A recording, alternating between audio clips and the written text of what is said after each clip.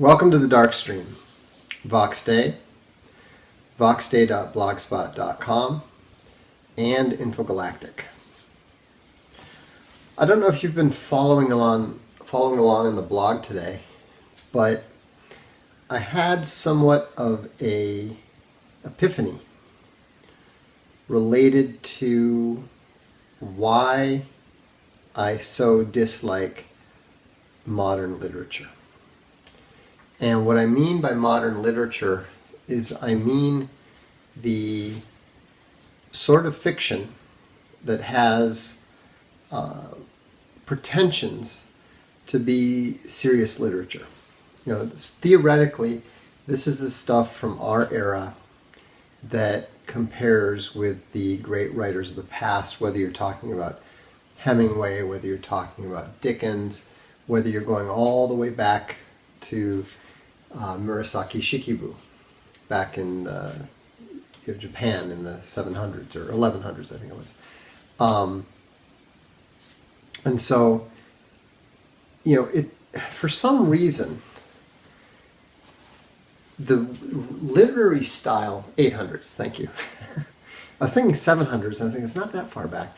Anyhow, I'm a big fan of the Tale of Genji. But if you look, yeah, it's what is supposed to be considered serious writing for serious people. But the strange thing is that when I was younger and a little bit more inclined to take things seriously, yeah, Infinite Jest is a great example. You know, I read a number of these authors. You know, I read the John Irvings, the John Updikes, the Saul Bellows, you know, Chimpotic. I read a little bit of Dave Eggers, his first novel, and it was kind of funny because he was right. It was good for the first 40 pages, and then it completely fell apart and was totally uninteresting, and he hasn't written anything interesting since. And I did read Infinite Jest, mostly because I thought, you know, I should read this guy who is so praised to the skies and is supposed to be one of the best writers of our time. And the thing was, it wasn't just that I didn't like them. You know, it wasn't just that I didn't it wasn't just that I disliked the messages that they were pushing. And it wasn't just that I didn't like what they were saying. It was that the style, I intensely disliked the very style with which they write. Now, some of them had talent. Some of them had skill. Others didn't. But, well, so what? Why are you commenting then? If it's not for you, then turn it off. Don't comment. The thing that was the epiphany was that I finally understood, or I finally had it explained to me by this article that was published on The Atlantic in 2001, what they were trying to do, and it explained to me why I dislike their style so much. And this is very interesting, I think, if you're a reader at all, because here is the truth. Their style is not meant to be read word for word for meaning. Cormac McCarthy is the perfect example. You know, people talked about, oh, The Road is so wonderful, Blood Meridian is so wonderful. I think I read maybe 4 or 5 pages. And I just put it down. I was just like, I cannot read this. But that's wrong. They do create their own styles. They have their own style. I am talking about their style right now. And here is the point. Let me make an analogy. Are you familiar with the difference between phonetics and whole language? someone who learns to read with phonetics learns how to break down each word. So for example, car, k-r, car. So when they look at the word C-A-R, car, they pronounce those phonics, the two phonics, they put them together. I can remember teaching my son to read, and it was so frustrating because he was great. He memorized all the sounds, and he would make the sounds, and I'd say, okay, now k-r, put them together, car, and he would look at me very seriously and go k-r, which is pretty funny. Anyhow, he was a very good reader, but we had a little that and the silent GH. I'm pretty sure he was confident that I was screwing with him when we were learning the phonics, and he saw the GH, and I said, "Oh, this is the silent GH." He loved the silent E. He hated the silent GH. Anyhow, but the point is, a whole language is how they teach children not to read. They teach them to memorize the entire word, and then you're supposed to recognize that word. And of course, this doesn't give you the ability to figure out anything on your own. You're supposed to memorize every single word. And the theory is that if you do this, that's how people actually read. People who are good readers actually read that way. They recognize the entire word and they just flash past it. Now, the thing is, you don't have the ability to read words you don't know. So if you read with whole language, then you have no ability to figure out new stuff. You have no idea how to read a word that you don't, so that's why you see, if you notice on the internet, you see a lot of people with just really weird spellings and that sort of thing. Whenever you see that kind of stuff, that's a pretty good indication that that person is a whole language reader. They probably read slowly. They might think they're dyslexic. Yes, it's look-say, exactly. Now, I know from my own experience how stupid that is, because I learned two different ways of reading in Japanese. There's actually three, but or four if you count Romaji, but the two main ones are what they call hiragana, which is essentially phonics. Every single, Japanese sounds tend to be phonetical, and so it's when you learn the symbol for each phonic, you can then read any Japanese word. It's very simple. However, they also have a system brought over from the Chinese called kanji. And kanji is where you represent an entire concept or entire word with a single symbol. And this is where you hear the things like war is the symbol that is house plus two women in the same house and that kind of thing. That is kanji. But here's the difference. If you want to learn how to read hiragana fluently, you have to learn something like, I don't remember what it is, 28, 32. Whoever corrected me on Lady Murasaki can probably correct me here. But you have to learn something like 32 phonics. So, however, to be entirely fluent in kanji, you have to learn about 15,000. Now, when I was in Japan, I was actually fully conversational in Japanese. I could read the hiragana, I could read the katakana, and I could read about 200 kanji, which meant I could not, even the Japanese guy doesn't remember. I feel better. It's in the 30s. Okay, 32 is a good guess, I hope. Anyhow, the point is that I couldn't read the newspaper. If they published the whole newspaper in hiragana, I could have read that. But I couldn't read all the kanji because you need to, I think, in order to be able to read a daily newspaper, you have to be able to read about 3,000. So you have to memorize 3,000 separate pictures. And that's essentially what whole language does. And so, anyhow, so in like manner, what this postmodern literature is meant to do is that you're not meant to read it word for word in the same way that with whole language you are not meant to read the phonics when you read the word. You're just supposed to skim over it and recognize something.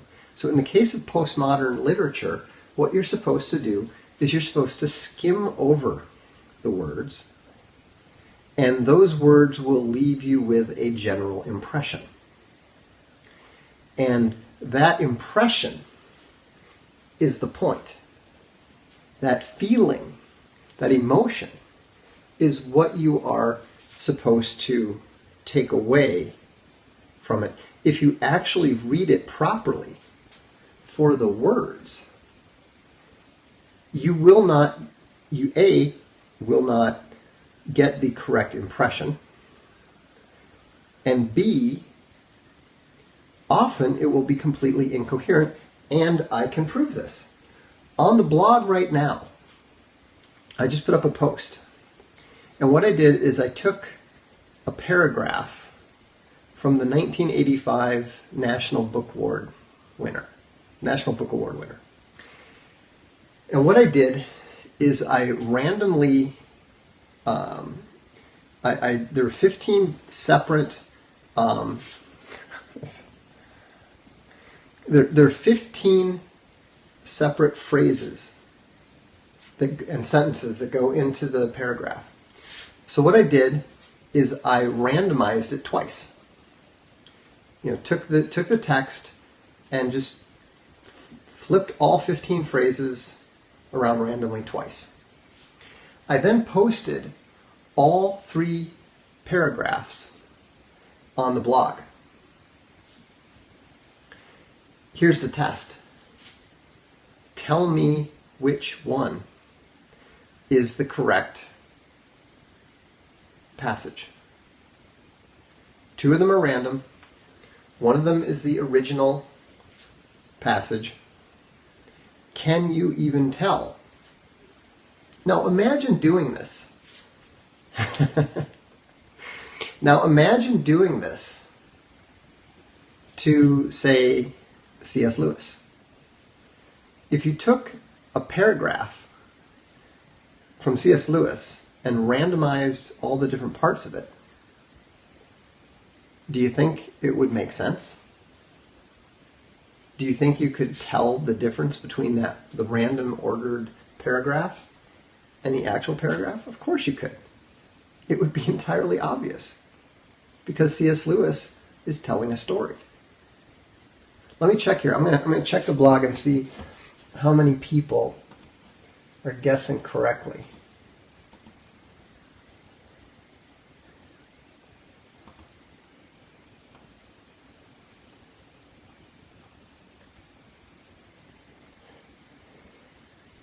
It's interesting because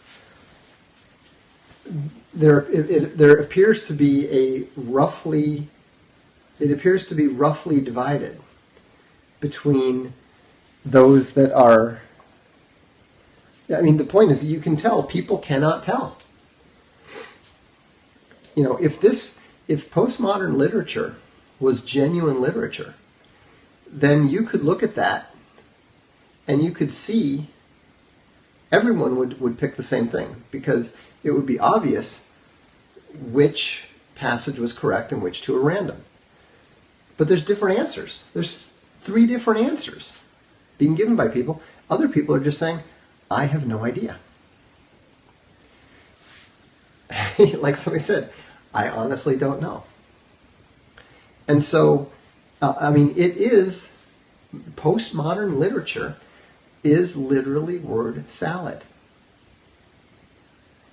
So that's why we can say definitively that this stuff, not only, it's not good, it's not deep, It's childish.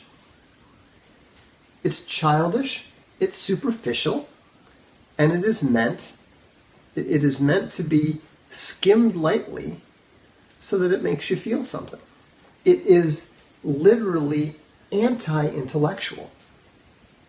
You have to turn your brain off in order to try to understand it. So anytime you see somebody praising someone like Cormac McCarthy, or praising Annie Proulx, or praising these type of writers, you can call them out and tell them, you're literally an anti-intellectual. What you call literature is actually dumbed down, impression-based, superficial crap. Okay? I mean, the crudest, most poorly written, cheesy military science fiction is higher quality writing than this award-winning postmodern pseudo-literature. To a certain extent, yes, you could say that this is written rhetoric because it is primarily designed to create an impression and therefore to manipulate emotions. So, now sometimes they do put some dialectic into it. And what is the message that they always attempt to teach? There's essentially two messages that I would call it more modern literature, because postmodern is just word salad. Modern literature essentially tries to teach two lessons. Right, number one, nothing matters, exactly.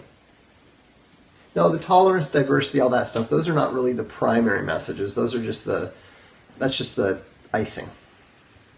The one is nothing matters. Nothing you do matters. And number two is, of course, follow your heart. Both of those are fundamentally evil messages. What does C.S. Lewis talk about? What does C.S. Lewis say the point of fairy tales is? Might have been Tolkien. I think it's C.S. Lewis, but it could have been Tolkien. What's the purpose? Is the purpose to let children know? Somebody said the purpose is to let children know that dragons exist. Is that the purpose? Exactly. Tanuki has it. The reason fairy tales exist is not to tell children that dragons exist. Children know dragons exist. It is to teach children that dragons can be slain. It is to moralize people. Modern literature, postmodern literature, is there to demoralize people. The answer, by the way, I have to check. I'm not totally sure. The answer is number two. So, that is just a. I copied that straight off that. I didn't mess with the punctuation at all. So if you look at it, what the SJWs are doing to people. What isn't my last choice? What do SJWs do to people? They attempt to discredit, disqualify, isolate, and demoralize. Right? So what is our job? Yeah, Joe Abercrombie's is that way. Joe Abercrombie's stuff is very much that way. G.R.R. Martin's stuff is very much that way. It is total demoralization. Literal, and think about what demoralize means. To remove morals from people. And so the object, the object of what we want to do at Castalia House is exactly the opposite. We want to do what C.S. Lewis said. We want to show people that dragons can be slain. I don't know if you've read, but here's the thing. You just said excellent writing, very evocative. What does evocative mean?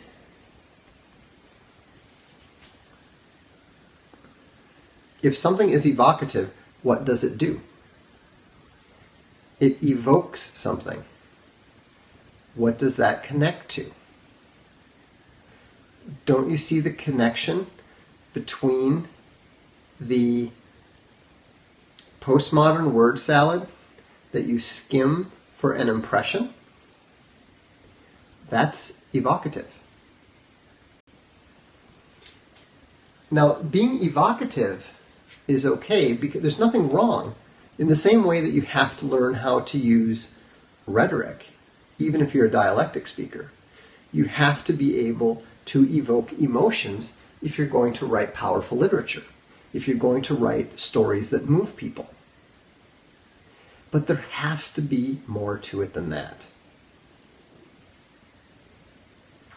Yeah, I'm not saying that evoking emotion is bad.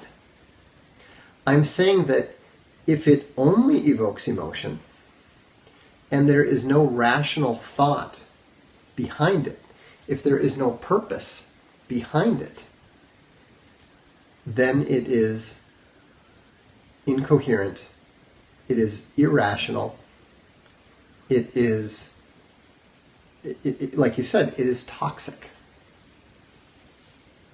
And so so anyhow, I just thought that this was, like I said, this was more of a personal epiphany because I knew I didn't like this stuff. I knew I hated this stuff, but I didn't know why. So in the same way, would evoking to entertain alone be acceptable? Well, I think so. I mean, I'm editing a book right now. Well, no, I was going to say I'm editing a book right now that is you could say that there's an element of what's the point, nihilism in it, but that's not really true because there is actually a serious message in it. So if you get a chance, we're going to be releasing it soon. I would highly recommend picking up a copy of The Promethean by Owen Stanley. And if you haven't read The Missionaries yet, read that first. They're great books. You can ask Stefan Molyneux. You can read the reviews. They're really fantastic. I mean, we've published over 100 different editions now and that sort of thing. The Missionaries is the best we've published. No question. Recommendation for beginner to Castalia House: what type of books do you like to read? Science fiction, fantasy, humor, fantasy? Well, if you want a good short read, do not read A Throne of Bones. It's pretty massive. But yeah, I would try something like The War Dog's Coin first. If you like that, then you probably want to look at A Throne of Bones for epic fantasy. If you want sort of fast-moving YA fantasy, I would take a look at Swan Knight's Son. So, Castalia House is, I mean, we take new authors, but mostly by invitation. We actually shut down the submissions because we just were not getting any quality books that way. Most of the authors that we sign are authors that I come across some other way, and then Tara McCarthy, Steve Keen. These are authors that we've contacted and made offers to. and they've accepted. And so we're more into recruiting than we are into just submissions. I mean, frankly, we just don't have the time, and we just haven't seen. After 2 years, we just didn't get the kind of quality stuff that we get from And the thing is, realistically, I mean, I don't mean to be cruel here. I'm just being blunt. Most people who submit are not ready to be published. It's actually kind of frustrating. Even when somebody's, got some talent, you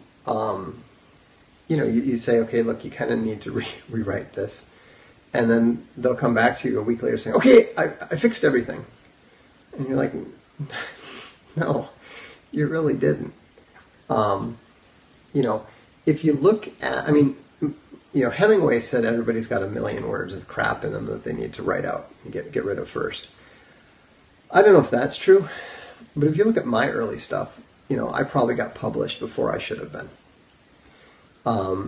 There's really not much comparison between my early stuff and the stuff I'm doing now. So, I think that the thing for most people to do, I think it is actually better for people to start self-publishing, do a few self-published books, and then, once you'll come to, if you have any success, and I mean success in terms of it being good, not necessarily big sales success, but if I see books out there that get really good reviews, I take a look at them. I look at that stuff. Now, sometimes, you contact the authors and they're like, I'm selling 20,000 books a month. I don't need a book contract. Okay, fine. But that's how you come to the attention of a small publishing house like us, which is, showing that you can do it. Because we don't have the time to hold your hand and teach you how to do it. So, anyhow, I can tell you how we got Van Creveld. It's very easy. William Lind and Martin Van Creveld are very good friends. I recruited Martin Van Creveld. I recruited Bill Lind, and he said, you should talk to my friend Martin. He's got some stuff that he'd like to put out, some of his older stuff. So we published a history of strategy. And then he said, I've got this work called Equality that no one wants. Would you be interested? So we said, sure, I'll take a look at it. We actually had to do a fair amount of editing on that one. And Martin decided that he enjoyed working with me. And so, we've done, I think, 4 books together now, and he's working on a 5th book for us. In fact, I don't know if you saw that picture that I sent. I sent in response to the ADL, but there's a picture of Martin and I, right here in front of these bookcases.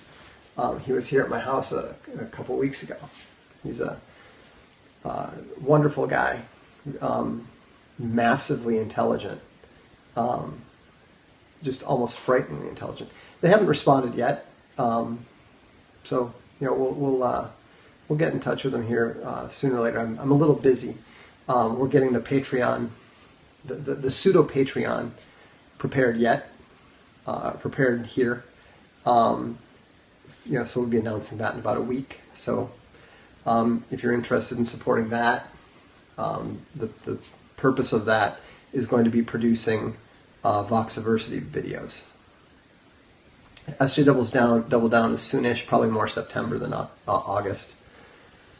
We'll have stuff on YouTube. We'll have stuff on VidMe. There is a Patreon, but that's not the one I'm working with. But basically, we're going to be producing VoxDay videos. So we're going to do series on different topics, whether it's responding to atheist evangelism, whether it's talking about immigration and war, whether it's talking about economics, intersexual relations and the sociosexual hierarchy, all that sort of thing. And so, we'll we'll see. A lot of it's going to depend on how many patrons we get, and what those patrons want me to do first. The higher level patrons are going to have the ability to to determine what sort of things I do first. We've had a Voxversity thing, a sort of a reading club thing, and I did tests and all that sort of stuff. We had that on the blog some years ago. That was pretty popular. A lot of work though. So anyhow, but this will be coming soon. I mean, we're actually working on the introduction video right now, and so the point is, I realized that a lot of people prefer video. They prefer to learn from video, and so we can't reach everybody with books. So this is something that we need to do if we want to reach more people. Video is not my medium, you know that, but if that's what it takes, then so be it. So anyhow, what do I think about Tommy Lauren being banned? I don't think anything of it. I think it's normal. I think that anyone who is in the public eye is going to get kicked off of there because the SJWs lobby them to kick them off, and so then they agree. They're what's called an amenable authority, and SJWs always lie. So anyhow, that's all I've got tonight. But if you haven't signed up for the Daily Meme Wars, consider doing that, and we will look forward to seeing you soon. Have a good evening.